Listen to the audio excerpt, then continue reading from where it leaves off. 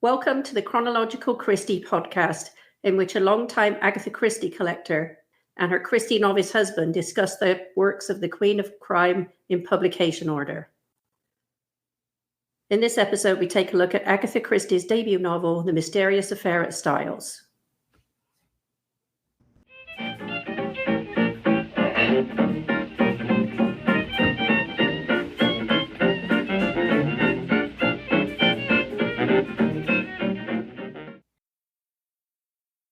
Welcome to the Chronological Christie podcast. We are your host, Gillian Porter, a long-time Agatha Christie reader and collector. And her husband, Alan Porter, who after almost 40 years of sharing a house with Agatha Christie books, has decided that he really should read them. We'll be tackling the books in UK publication order as detailed on the official Agatha Christie website and sharing our thoughts on each from the viewpoint of someone familiar with them and someone reading them for the first time. In this episode, we'll be taking a look at The Mysterious Affair at Styles, which Agatha Christie started writing in 1916, partly due to a challenge from her sister Madge, and she conceived the idea when she started working in the dispensary instead of nursing after being quite ill with the flu. The book was first published in 1920 after being rejected by several publishers before being accepted by Bodley Head, as long as she rewrote the ending. That revised ending became the soon-to-be classic trope of gathering all the suspects in one place while Poirot explained who was the murderer and how it was done. The book was published in the USA 3 months before its publication in the UK. But before we dive into the book itself, we thought it would be interesting to place it into the context of what was happening in the UK and the world at large at that time. So what was going on in the UK in 1920? The Irish War for Independence culminated in the Bloody Sunday Massacre and the eventual partitioning of Ireland. The London Metropolitan Police formed the Flying Squad, the first motorised mobile detective patrol unit. Women were allowed to serve on a jury for the first time, but suffragette activist Sylvia Pankhurst was charged with sedition and jail. And what about what was happening in the rest of the world? The Treaty of Versailles took effect, officially ending World War I. The League of Nations held its first meeting in Paris, and Prohibition began in the United States. The Spanish flu pandemic ended with an estimated 17 million to 50 million dead. The 19th Amendment to the United States Constitution was ratified, guaranteeing women's suffrage. And what about Agatha herself? What was happening in her life in 1920? She had married Archie Christie in 1914 before he went to serve with the Royal Flying Corps during World War I. And on his return to civilian life in 1919, he managed to get a job in the city and they welcomed their daughter, Rosalind. Agatha was busy settling into their new home. Housing was in short supply and finding a place to live was almost a full-time occupation. They were also getting used to being a family after being apart for almost 5 years. They also had a maid and a nanny, as was expected at the time, even though they weren't very well off. The publication of The Mysterious Affair at Styles came as a surprise, as it had been with Bodley Head for 2 years, and the contract Agatha signed was not at all to her advantage, but she was too excited to read it. As she wrote in her autobiography, I had been dared to write a detective novel, I had written a detective story, it had been accepted, and it was going to appear in print. That was the end of it as far as I was concerned. Okay, let's talk about the book. But first, a spoiler warning. On this podcast, we are talking about plots and stories that range from 50 to just over 100 years old, and in several cases have been adapted for TV, radio, and movies. But as this podcast demonstrates, people are coming new to the works of Agatha Christie at any time and may not be familiar with the details of the stories under discussion. So this is a spoiler warning that we will be diving into plot and character details as well as talking about who done it and why. So if you aren't familiar with the story under discussion, you might want to pause the podcast here, then find a copy and give it a read before returning to the discussion. Or you can just keep listening, whether you know the story or not. It's your choice. And with that said, let's dive into The Mysterious Affair at Styles. Plot synopsis. During the First World War, Arthur Hastings is on medical leave from the Western Front and is invited to stay at Styles Court in Essex by his old friend John Cavendish. On the morning of July 18th, the Styles household wakes to the discovery that Emily Inglethorpe, the elderly and wealthy owner, has died. She has been poisoned with strychnine. Hastings ventures out to the nearby village of Styles St. Mary to enlist help from his friend Hercule Poirot. The book is written from Hastings' point of view. If you'd like to know more, the book's page on Wikipedia has a more detailed plot description. A link will be in the show notes. So what do we think about it? We will actually be discussing it from the point of view of plot, setting, characters, denouement, however you want to say it. Denouement. Thank you, Jill. The writing, and then any other plot points we discuss. So I'm going to lead off with some thoughts on the plot. It was interesting. I was a bit surprised to find it a bit rambling and unfocused, but maybe that's because it was a first novel. There's a lot of moving parts in here. A lot of ideas seem to be thrown in together. And I felt at times, with all the number of characters that were in and out of it, that I almost needed a score sheet to keep up with what was going on. But having said that, I think it really does, as plot-wise, it sets up what I think as the classic Agatha Christie framework, coming into this as a novice just based on seeing the odd TV show. I recognised it as a classic Agatha Christie whodunit pretty early on.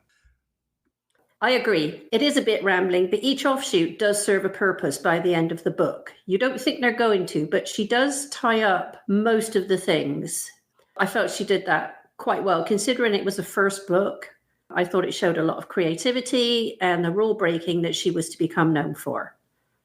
When you say rule breaking, do you mean like breaking the rules of what was an accepted whodunit at the time? Yes, there were 10 rules set up. I'm not sure if it was before she wrote this or after. Yeah, I would say there was an accepted outline and she kind of broke a lot of those.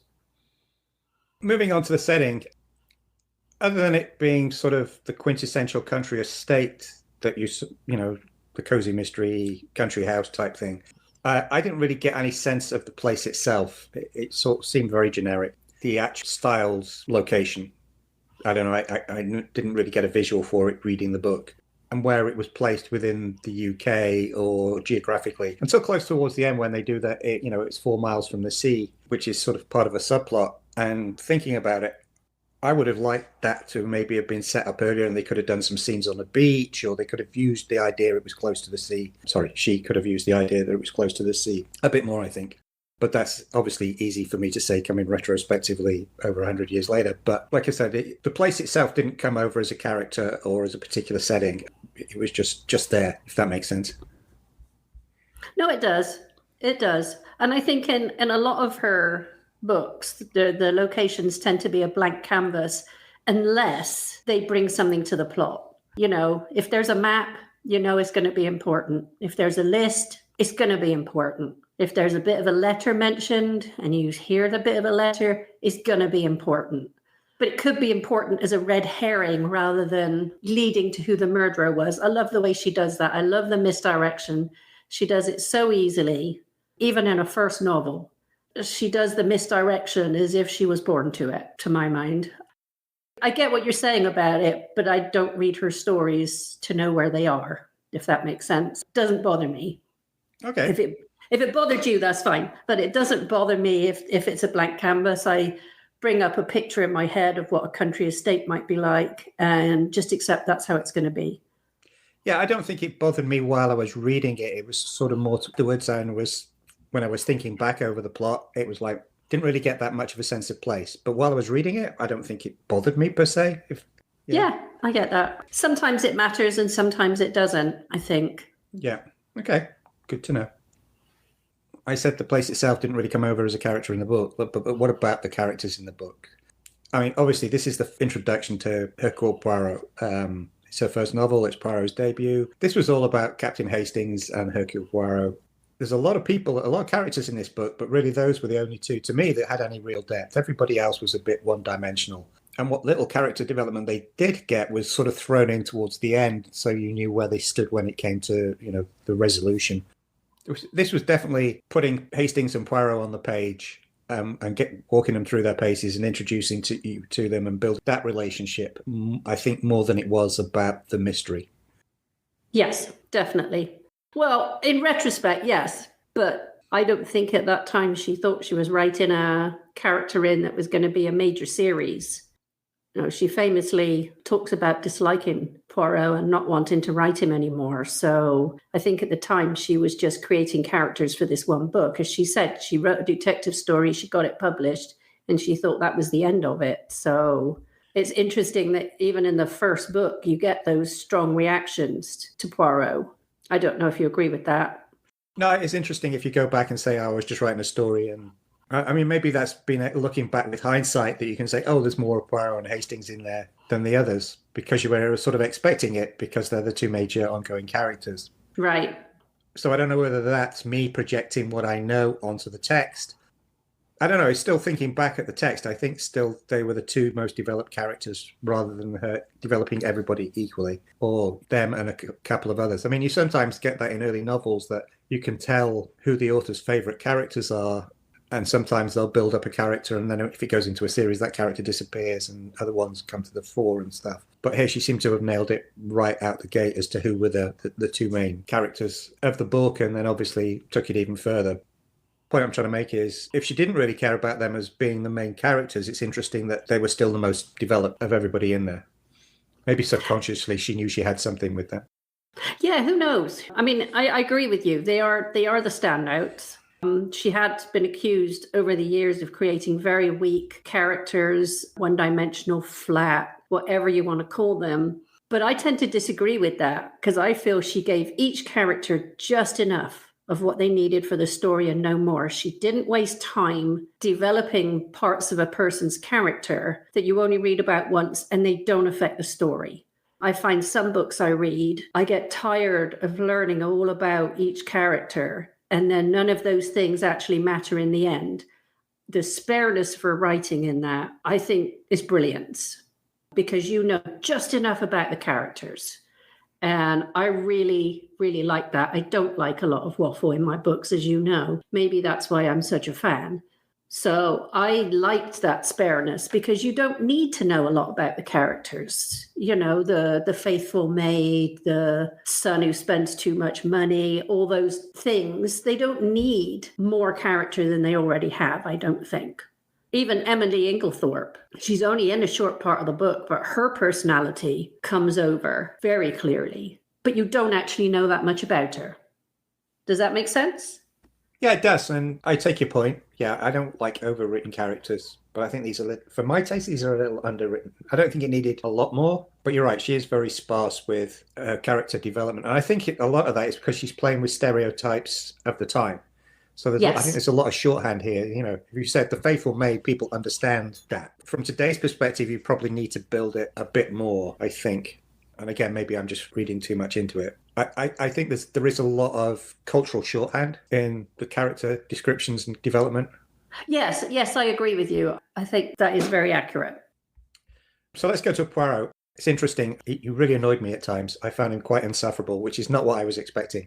Maybe because I know him from the TV movies, where he's eccentric but not irritating. And here I found him sometimes, not all the time, but sometimes insufferable. I certainly didn't like the way he, towards the end, and I know you and I have discussed this, I may not agree, but I felt he was being particularly smug about John being on trial.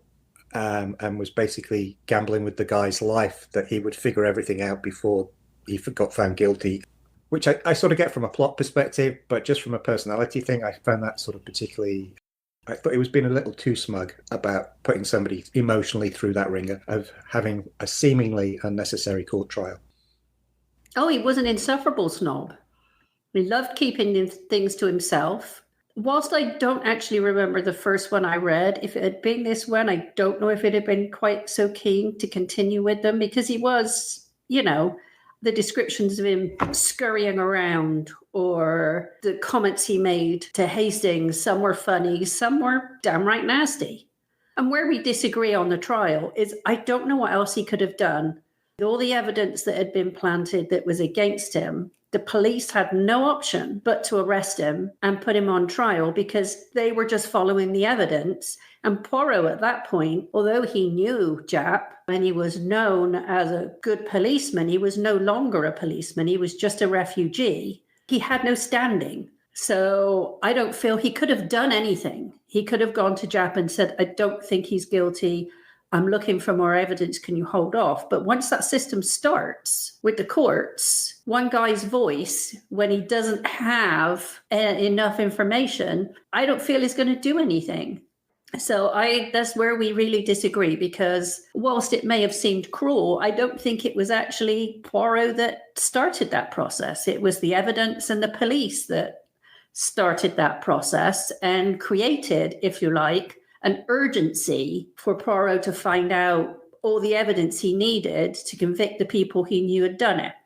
Does that make sense? I think without the court trial, it would have carried on just being some kind of lazy, there's no deadline, I'll find it when I find it type thing. But the court trial creates urgency. I get that from a plot point of view, an attention point of view, and a storytelling point of view. I think my problem was more Poirot's attitude towards it than the process itself. Yeah, I understand that. That he was smug about it. I didn't feel he was smug, but there again, we'll have to disagree. I think he, to my mind, he came across as him treating it like a necessary evil. And he was just convinced he would be able to produce the evidence and save John. That was the way I read it. My thing is, the smugness maybe came from that level of confidence. Maybe. Yeah, his level of confidence that he was going to solve it. Yeah, I get that. I'm not going to say that word again. I'll say it. No, the denouement, which I'm saying because Alan can't. Alan, what did you think of the denouement? I thought it was well handled. I like the backstory. I didn't know when I was reading this what you said about the publisher, that the original intent was everything would be solved in the court. But the publisher was like, no, we need a different ending. And that led, what does he say?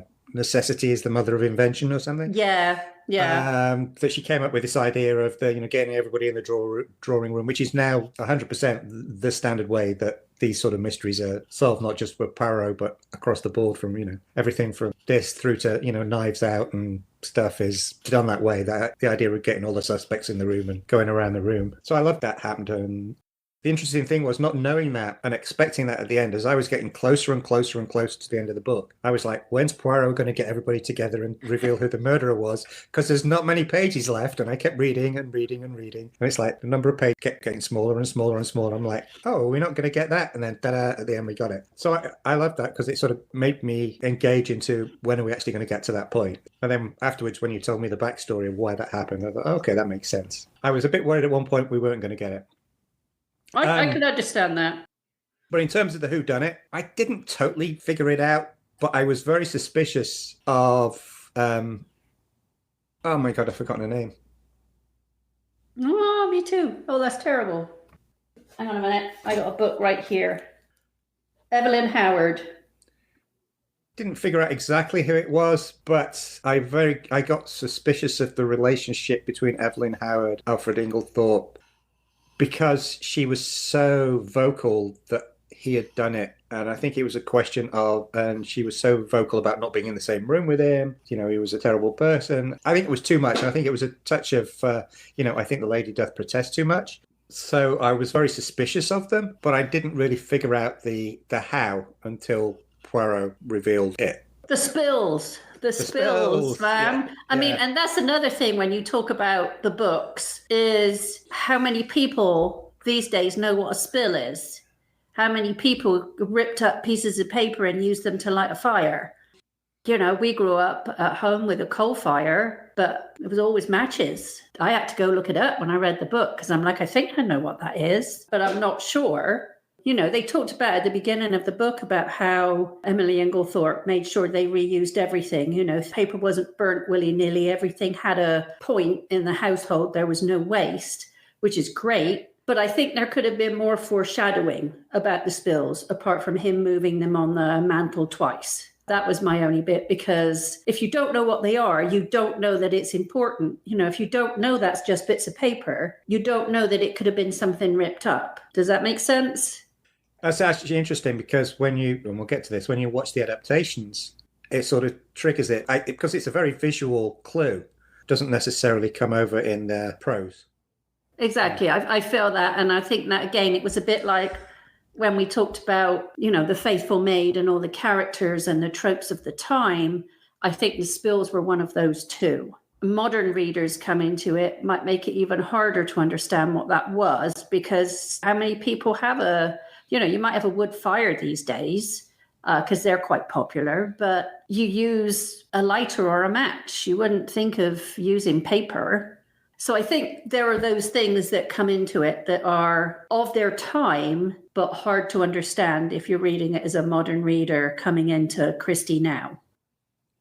It is very much a product of its time. Yeah.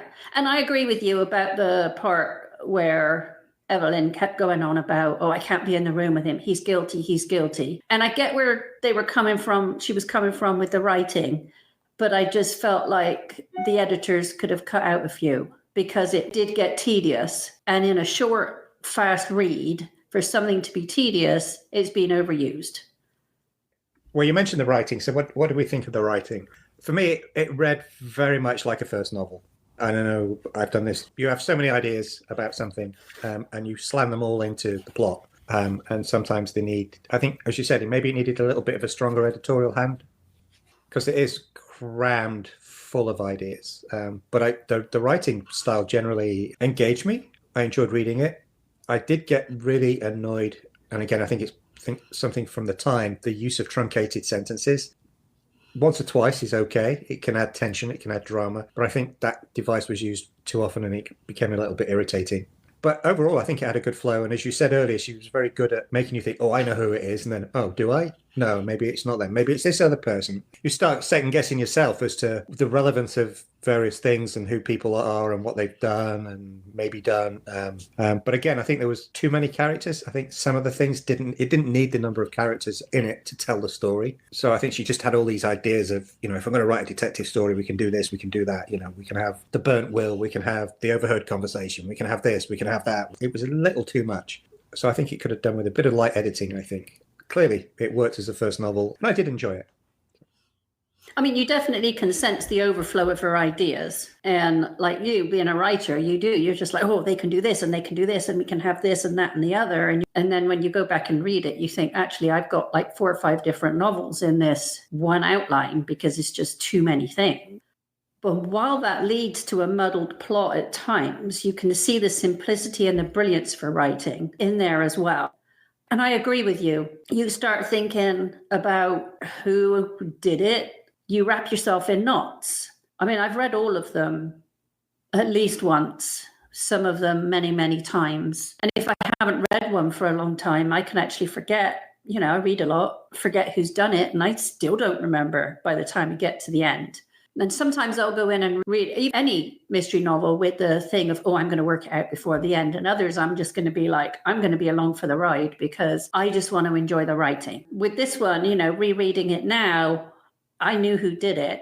So I just read it for the writing. And while I agree with you a little bit about the truncated sentences, I think it was very fashionable at the time. She was just picking up on what she'd read. She was never formally educated. Her mother decided she didn't need to go to school. She didn't need to be taught to write. So basically, she taught herself to write. Her father taught her maths, or math, depending on which side of the pond you're from. So she was pretty much self-taught, apart from a couple of years in a finishing school. And for somebody who is self-taught, learned everything she did from reading and experience in life, I think that is what makes her writing so special, is because it all comes from how she created her world of learning, teaching herself to read, teaching herself to write. Does that make sense? Yeah, there is definitely some parts of it that I think are just, as you said, because of what was fashionable, what she'd been reading, stuff like that. So yeah, definitely. So this is me as a newbie, thoughts that popped into my head that maybe you can give some background on or just thought might be fun to discuss. So in the book, it's clear that Hastings and Poirot know each other. They talk about Hastings getting involved in a case in Belgium and stuff like that. Is any of that ever explored in any of the other novels, or is it just something that's given and everything is from this point going forward and you never really hear about the pre-First World War stuff and how they first met in Belgium and all that sort of stuff? You do hear about it in later novels. And there is a short story called The Chocolate Box, which goes back to his past. There is a story where they go to Belgium because Poirot's going to be honoured with an award. He wears uniform. Hastings and Jack go with him. He meets back up with the woman he once loved, who married somebody else. It is very vague memories of this. There was a murder in the house that he was never able to solve. And so that is covered. So they do go back somewhat. It's not particularly deep. Okay. So that's stuff I've got to look forward to as we go forward. Yes. Okay, cool. You mentioned the maps earlier. This was another thing that interested me, is the inclusion of the maps and the facsimile letters, which is cool. But how she managed to persuade a publisher to do that when she's an unknown first novelist just intrigued me from a publishing point of view because, you know, like you said, she signed the contract without even reading it. She was clearly naive about publishing process. Yet the publishers, because that's expensive to do stuff like that, is to put illustrations into a manuscript and to do it for a first novelist. I just found it interesting. No particular question or answer. I just, you know, from a writing, publishing point of view, it just struck me that did they see something in her when that they were prepared to go that extra length to put those in? Because I know you said, you know, if they're in there for a purpose.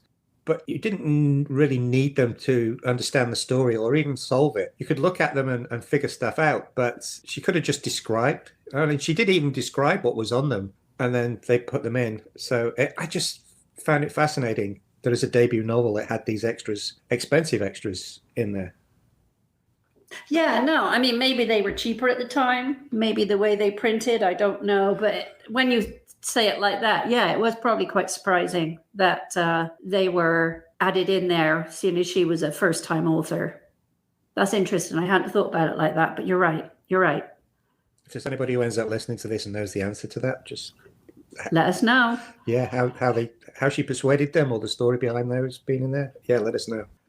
And my other one, and again, other thing that jumped out at me that you and I have talked about as the plot, the whole idea with the husband, Alfred Inglethorpe, you know, the way they set it up was basically that he would get accused of the crime through circumstantial evidence and then would then get let off. And therefore, under English law at the time, he couldn't be tried for the same crime twice, known as double indemnity.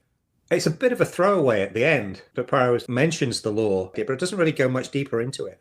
So it's sort of a throwaway plot point here. I wondered if this is where American crime writer James Hart got his inspiration for the 1943 novel Double Indemnity, which became a really famous movie. Maybe, or maybe it's just something that was out there. Maybe there was a real case, because some of her stuff is influenced by real cases. Who knows? And if anybody knows the answer to that one, please let us know. Okay, that sort of wraps up our thoughts on the novel. Okay, now we're going to talk about the adaptations. The first one is David Suchet Poirot TV series, season 3, episode 1. It's a fairly straightforward telling of the story with some omissions of characters, but for me that doesn't spoil my enjoyment. Whilst I love the books, I'm not a stickler. I understand that adapting things for TV and movies, things have to be changed. I mean, they don't have to be changed totally, but they have to be changed. And I felt like it was a faithful retelling of the book with, as I said, a few omissions. The thing that always puzzled me about this one is why it was season 3. This is where Hastings and Poirot meet.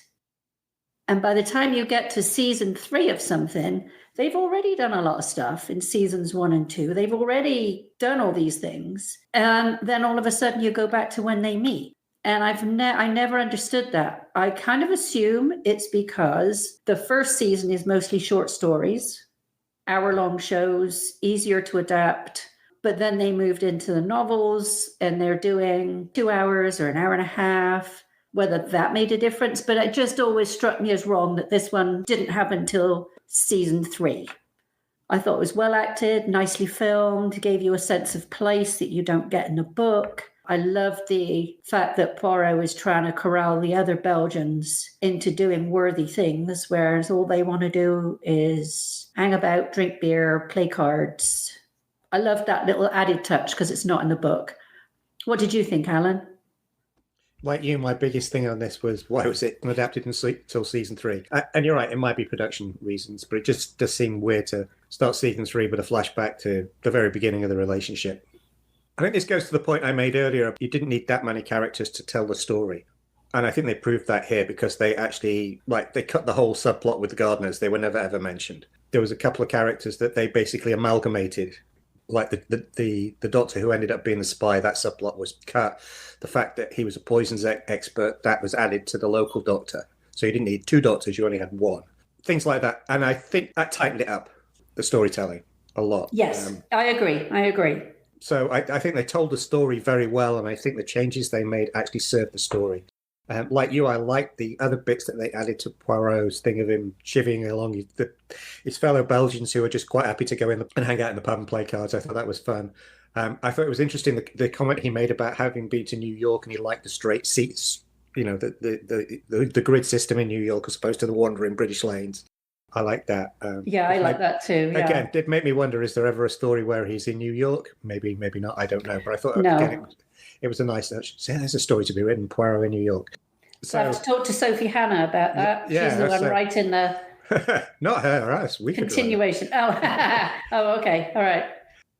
I really enjoyed it. I thought it was a great introduction. Again, they did, it starts off with Hastings in the infirmary. They don't really talk about his injury too much, but I'd like that little character point part way through where he suddenly realizes he doesn't need his walking stick anymore and just gives it to somebody. Yeah, I like that too. Yeah. It didn't become a big plot point. So again, I thought it was very well acted, beautifully directed and filmed, and it was a really good adaptation that really delivered on the story.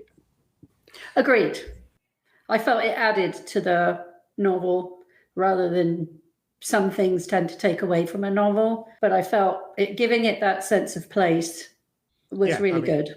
And like what I said right at the beginning, I definitely got a sense of where Styles was in England and what the local geography was and how far it was to the local town. And again, they moved a lot of the stuff from the book that was in the city to the village. So, and they introduced, you said about foreshadowing, they did a much better job of foreshadowing some of the other characters, like the widow who John was having the affair with. You could tell right from the beginning, even though she just rode past on a horse, that there was a relationship there of some sort. So again, even though they moved stuff around, they played with it very well, and I've sort of lost my train of thought there. But yes, very, very well done. Agreed. And then we have the audible dramatization with Peter Dinklage as Poirot. What did you think of that one?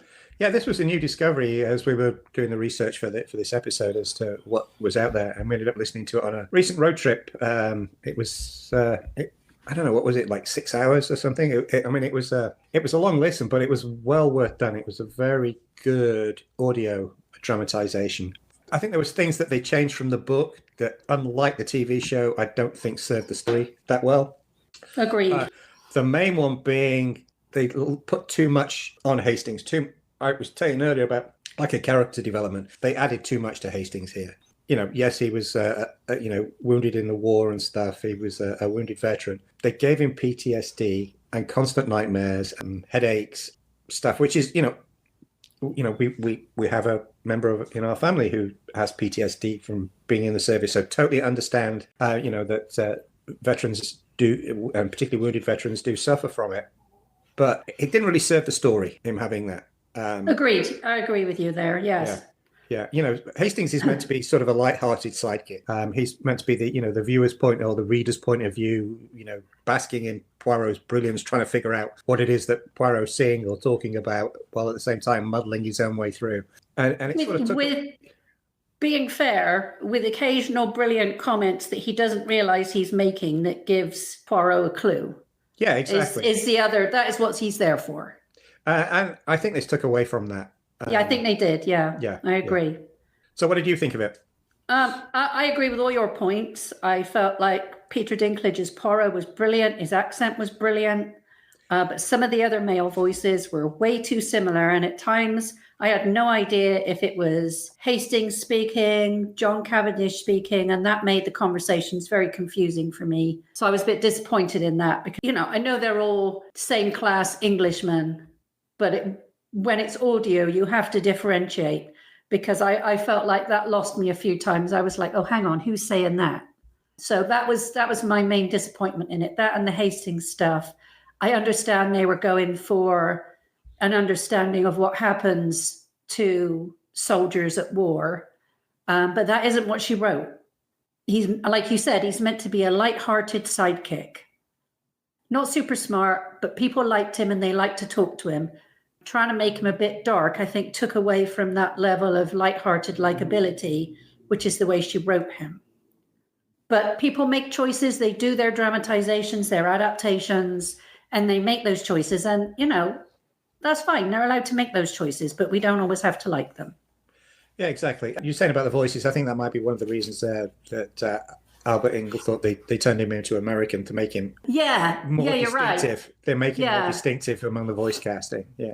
Yeah, but they also made him too voluble, because the whole point of him in the book is he doesn't really say very much at all, and won't defend himself, won't explain himself.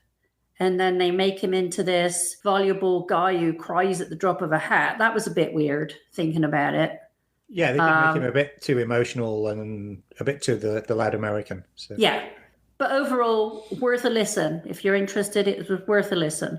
Very much so.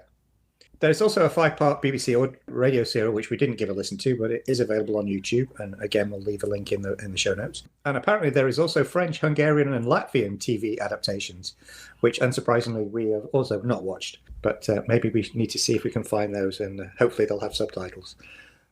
Yeah, they may be on YouTube. We never know. We'll have to see if we can find them.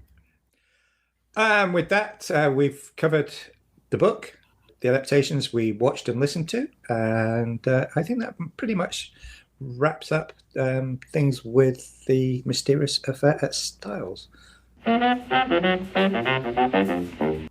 Well, before we go, while I was doing research for this episode, I came across a great quote in her autobiography. So to place it, she's heading home to tell her husband the book would be published, and he suggests they go out to celebrate. And she says, "There was a third party with us, though I did not know it. Hercule Poirot, my Belgian invention, was hanging around my neck, firmly attached there, like the old man of the sea." I love that quote because she's famous for saying she didn't want to write anymore. She tried to stop writing him. He was too popular. People loved him. Her publishers insisted, because she'd signed up this 5-book deal, that she write more. I just find it a lovely quote because, like I feel, she was doing a one-off. She was going to write this guy from seeing some Belgian refugees and thinking, oh, that would be a good idea. And then she was going to be done. But as we know, that didn't happen, which I think we can all be grateful for. Very much so, yes. Thank you for joining us for this episode of the Chronological Christie podcast. If you would like to leave a rating or a review on your favorite podcast platform, that would be great. And don't forget to subscribe so you don't miss out on future episodes. If you'd like to discuss any aspects of this episode, you can message us on the Chronological Christie Instagram account, a link for which will be in the show notes, or you can find us on social media. I can be found on the Chronological Christie Instagram account, and I'm looking forward to meeting you there. And I can be found on most social media platforms by searching for @Alan, ALAN, J. Porter, or via my author's website at alanjporter.com.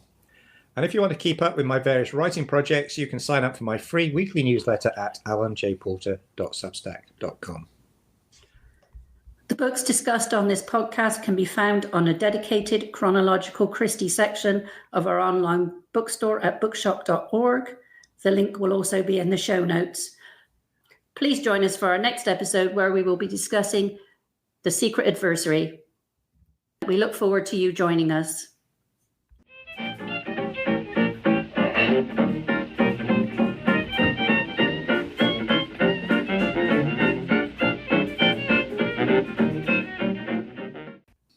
The music used in this episode was extracted from the public domain recording of I'm Somebody's Somebody Now by the Joe Venuti Orchestra. The Chronological Christie podcast is a production of Megrin Entertainment, a division of 4J's Group, LLC.